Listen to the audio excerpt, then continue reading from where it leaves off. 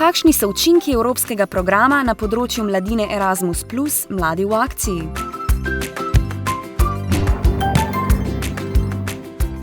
Program Erasmus+ Mladi v akciji ima pozitivne učinke na mlade, mladinske delavce, organizacije in družbo. Kar 9 od 10 udeležencev aktivnosti programa meni, da je udeležba spodbudila njihov osebni razvoj. Enak delež se jih zaradi udeležbe lažje povezuje z ljudmi z drugačnim kulturnim ozadjem.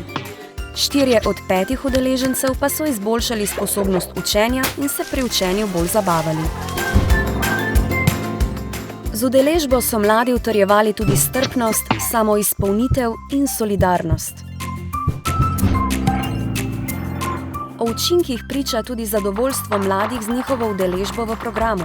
Kar 95% udeležencev bi izkušnjo priporočilo drugim, 87% pa bi ponovno sodelovalo v programu. Program učinkuje močneje na mlade z manj priložnostmi kot na njihove vrstnike, obenem pa med vsemi širi zavedanje o socialnem vključevanju v družbi. Kar 9/10 udeležencev zaradi udeležbe bolj pozitivno sprejema kulturno raznolikost.